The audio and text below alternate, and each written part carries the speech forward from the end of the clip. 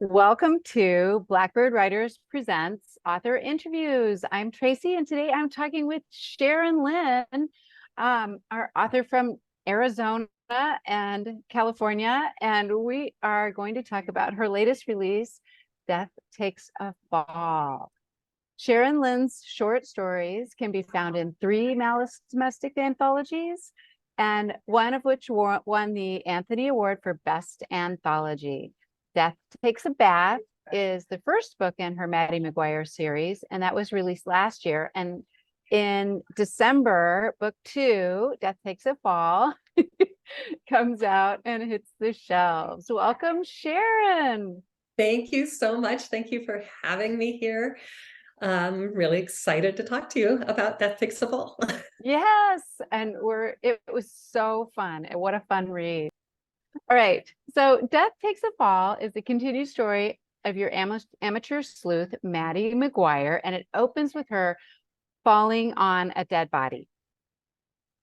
So tell us about Maddie and life in England and how's things going for her, except for All the right, body. so it sounds really horrifying when you say it that way, but the books are really quite charming. So Maddie is 19 in the first couple of books, and she's from Tempe, Arizona, and she has landed an international internship at the Roman Baths in Bath, England.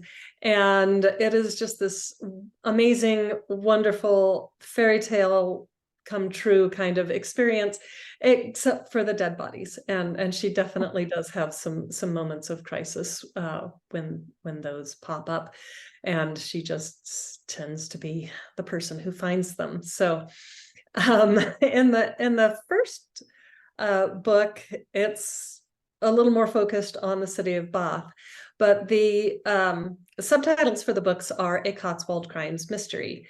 So that's the name of the series. So they all take place in the Cotswolds, and the Cotswolds are this gigantic limestone deposit that stretches from Bath all the way to Stratford-on-Avon, and it's 102 miles of trails through there, and it is known as an area of outstanding natural beauty. That's how they describe it.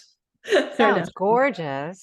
National forests, yeah. And so in the second book, she is going on a hike along the Cotswold Way, and what she didn't realize is that England is a lot steeper than she expected. So she was kind of just expecting these gentle rolling hills, and what she got was hiking like 1,000 feet up in this ancient forest. So the trees are huge and gnarled and blot out the sun, and it's really, really beautiful, but she also just isn't prepared for it, and she just kind of tumbles down this little escarpment.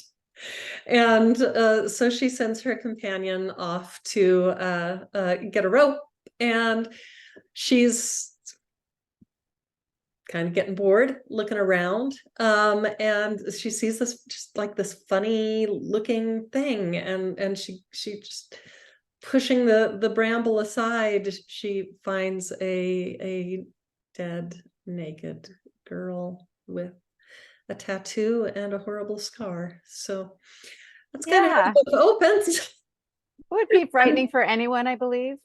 Pretty frightening, and in fact, it frightens her so much she just scampers up that cliff face without the rope. Without the rope. I think I would too. Yeah, You know? it's like, okay, I can do this. I can get away from that and go up this. Yeah. So that's why I can totally relate to Maddie. She's got a fun, but she's she's a little bit nervous about things, I think. And so I can totally relate to her.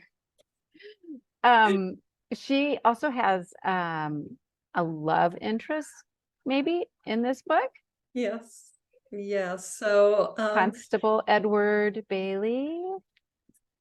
Things start in the first book, and she's not there for romance. She is there to do archaeology, and she doesn't really want or need the distraction, but gosh, he's neat. Well, and he has a Scottish accent, so And he has a Scottish accent, which she has realized that it just takes the slightest accent and she will follow somebody anywhere. And that kind of comes from my own experiences in England. It's like, hey, you want to go here? It's like, okay. oh gosh. Well, and he's really fun. I like his character a lot. So he's a constable, which is equivalent to a police officer. Mhm. Is that right? Yeah. Yeah. Yeah, it's a little bit different. You can be a constable and be in uniform and, you know, kind of like a walking the beat kind of officer, but you can also be a detective constable, and it's lateral. But if you're a detective constable, then you're on that detective track, and the biggest difference is you just don't wear the uniform, and probably have worse hours. But yeah, you can climb the ladder in either of those tracks. Positions. Yeah. Interesting. And so how do you do your research? I know that you travel. I do travel. And I was lucky enough when I was a teenager to actually live in Bath. So it's very much like coming home for me whenever we visit. And they're just things that you know when you live there that you wouldn't know otherwise. And one of my favorite things about traveling and doing research is just chatting with people. And you get phrases like, we were at this bed and breakfast in Wooton under Edge, and just a delightful, beautiful little town. Had this just gorgeous little church, and you went in, and Handel's organ was in there. And you just, there are things that it's like, and it's not like they advertise it or anything. It's just a little plaque. I'm like, what? Wait, right? So there are things like that. But then there's also, we were talking to our Airbnb hostess, and she was done. She was done for the season, and she was not going to renew for the next season. We were her last guests, and she really was just having none of it. She just most people were so fun and so charming and so interesting, and she was just brusque. And we wanted to get to the next town on our little tour, and so we asked about a taxi, and she said, well, you can't just call a taxi and expect them to come. Like, Oh, really? actually, that's exactly what a taxi is, just by definition.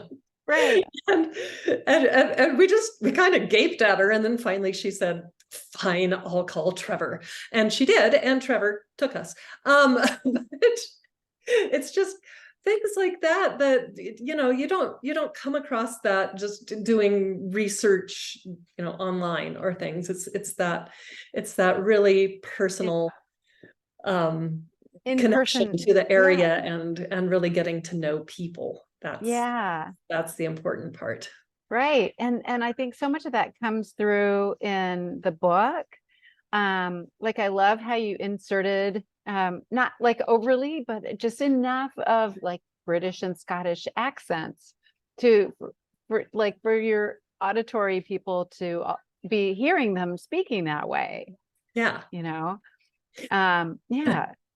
Yeah.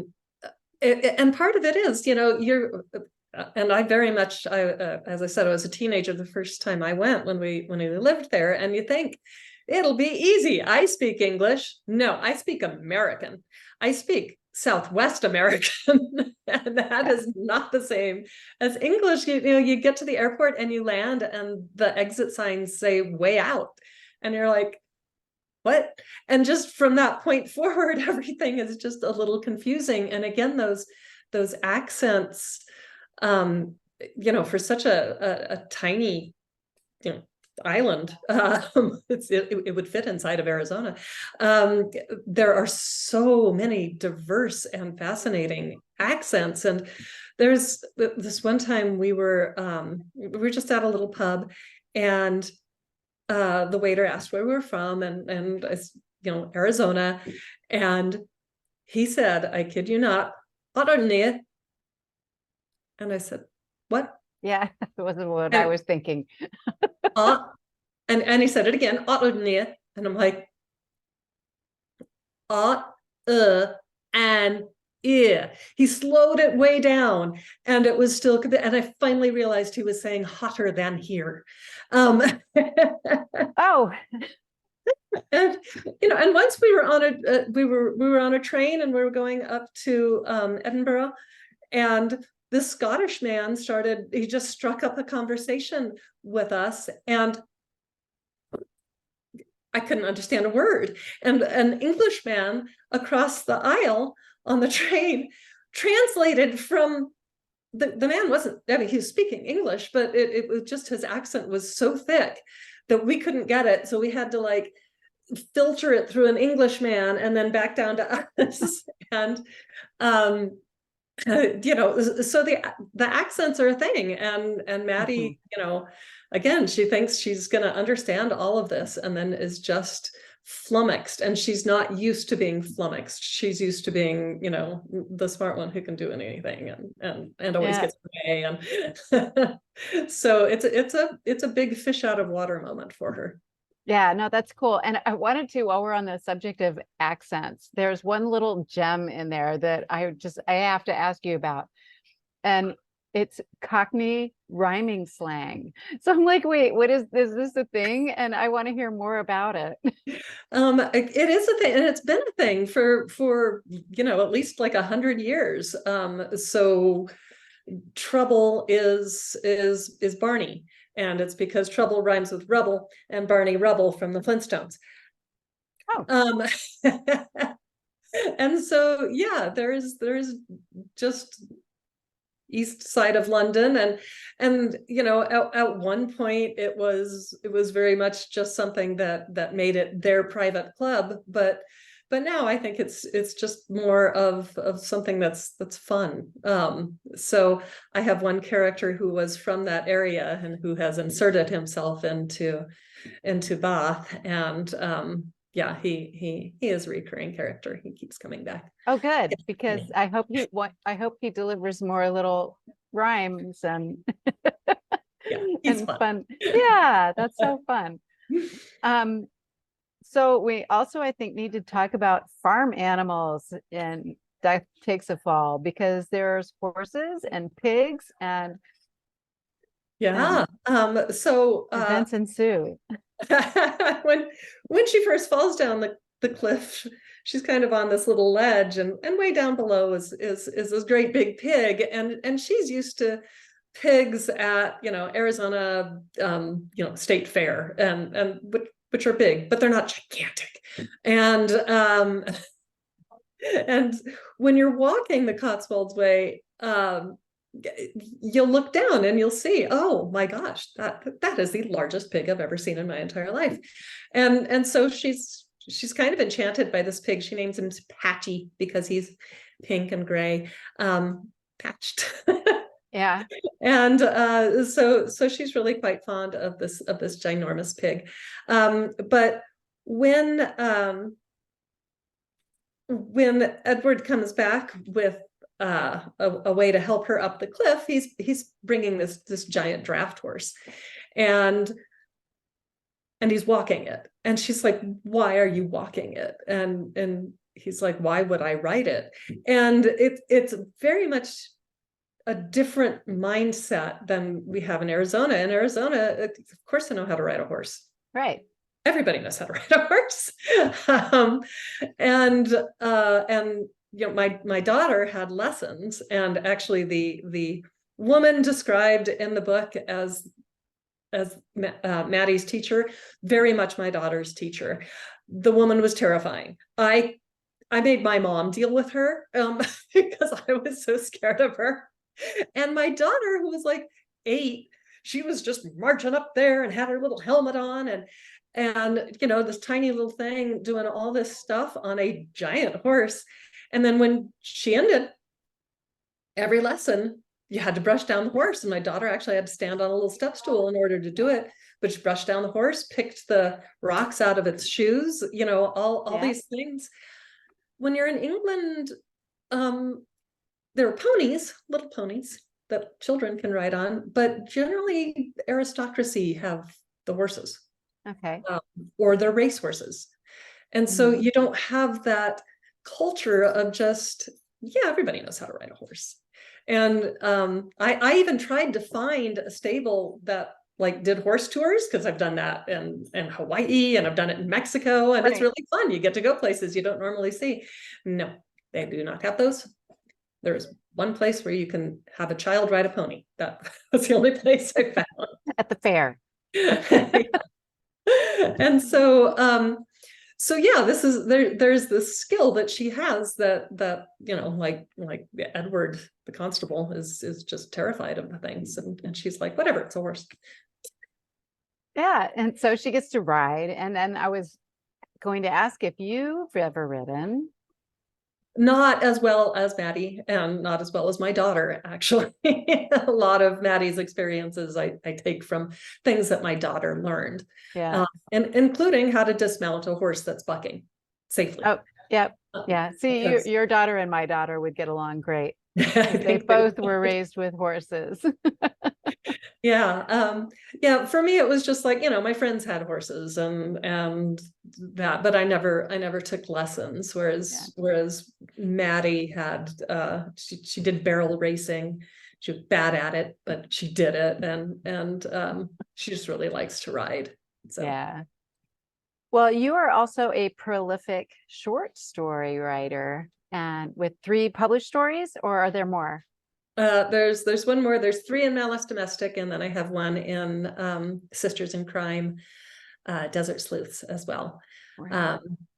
And yeah, I do enjoy writing short stories, and I have one coming up in the upcoming new Blackbird anthology. Yeah. And it's about 2 of the characters from this series.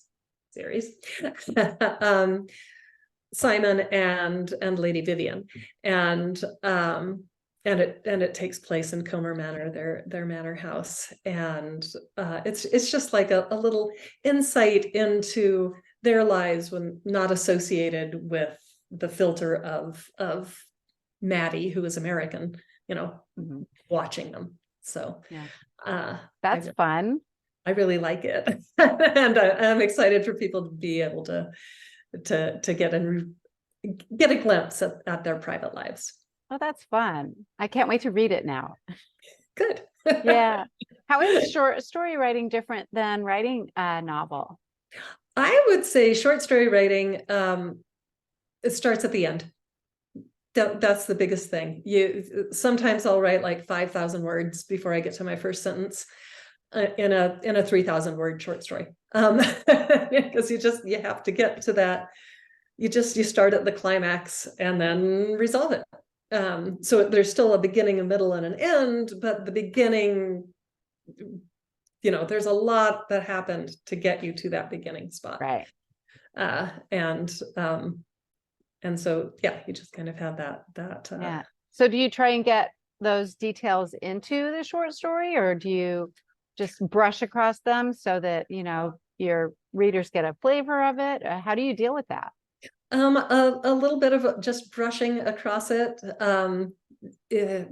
Backstory kills the forward motion of a story, so it needs to be there. You need to understand it as the author, but the audience doesn't necessarily need every single one of those details. True. But the author needs to know so that they can set up the characters and the ending and all of those things. Right. Yeah. I think sometimes it takes, I mean, it doesn't take as long to write a short story as a novel, but it does take longer than one would expect. Right. Yeah. It's not, I think we were talking to somebody yesterday who was like, and I'm going to do 8 short stories and 8 different anthologies. And I'm like, ah. Yeah, I know. You know, and she's still writing 2 different novel series as well. I was like, okay. Yeah. Yeah, she's a prolific author for Yeah. sure. Yeah. Yeah. Well, what are you working on now? Well, right now I am working on Death Plays with Fire, which Oh, is a Cotswold Crimes Mystery book 3. And it takes place in Chedworth, which is the best preserved Roman villa in England. And it's in the Cotswolds. And so Maddie manages to get an invitation to work, just kind of, you know, they call it truing. So they'll do a radar or LiDAR flyover of an area. And then if that image sees something, then they'll do a dig and true it, make sure that there actually is something down there. is it like what do you call it? Like GPR or something like that that Yeah. they use? Yeah. Yeah. And so she's and they do use they don't call them student workers. I forget what they call them. I interviewed the national curator, national cultural curator at the National Trust, and she gave me a lot of just, you know, this is what they have interns do and things like that. They do a lot of cleaning, a lot of protecting of the site, and then they'll do some of the truing digs, because sometimes they'll be like, okay, there might be a mosaic down there. They uncover it, document it, and cover it back up to protect it. So so she's involved in one of those things, and finds a charred heart stuck to the door of their dormitory. Oh my goodness. Maddie is And it takes her a discovering few trouble minutes, again. Yeah. but she realizes that it can't be human because it's bigger than hers. But but that's kind of how that opens. And Chedworth it's just an amazing site. It was discovered in the late 1700s. The current Earl of the property wanted to build a hunting lodge, and he uncovered it and recognized the mosaic for what it was, and had enough foresight to cover it with a roof, and not let people walk on it. And now it's all, you know, encased in hermetically sealed stuff, but it's beautifully preserved. And just an amazing site. And they actually do use the hunting lodge. Half of it is a museum of the things they found there, and then the other half is where visiting archaeologists stay. So. Yeah, and that reminds me of one last question that I had, because there's so much going on for Maddie in Bath, where she's actually helping with some of the uncovering some of the artifacts in the basements or whatever in the art. In the catacombs, I don't know. Undercroft. Undercroft. Yeah, there's the Undercroft and crypt area. Yeah, so they're still digging down there for the complex in Bath was amazing. It was huge, and they don't have all of it mapped yet. And there is a scene in Death Takes a Bath where a volunteer discovers a little tesserae, which is just this little just a little tile, a little blue tile. Okay. And the tesserae's marked a threshold for a door. So if you discovered that, then there's going to be a whole room beyond that. Oh, wow. And they actually did discover some in 2019. So they're still doing quite a lot of excavation, and it does extend underneath the Bath Abbey. And it's just a massive complex that nobody knew was there until like 1860, and a plumber found it. Yeah, that's so exciting. I long to visit sites like that, because archaeology just fascinates me, and discovering that kind of history and everything. So I'm envious that you Oh, get to go there to research your well, books. And you should come over. I know, I know, I will. I will show you everywhere. It would be great. That would be so much fun. Yeah. So where can our viewers and your readers find you and your new books? All right. So Death Takes a Fall is out for pre-order right now. So Kindle only. It'll be released December 5th. And then the printing is always a little bit behind because Ingram is on a different schedule than everybody else. So the paperbacks will probably hit the stores mid to late January. But Death Takes a Bath is out and in trade paperback, Audible, and any format that you would read. And Death Takes a Fall will also be out in Audible as well. Awesome. My handle on all social media is Sharon L. Writes. So Facebook.com/Sharon L. Writes. Twitter, Pinterest, Instagram, all those. I am Sharon L. Writes. So, and my website is SharonLWrites.com. So you can sign up for my newsletter there. It is a quarterly update. And mostly I just show you pictures of England. So Right? it doesn't clog up your inbox, and it's really pretty to look at. So That's great. Well, thank you so much for talking with me today. It's been a thank you. pleasure. I always have such fun chatting with you. Thank you so much, Tracy. Yeah. All right. Bye-bye. Bye-bye.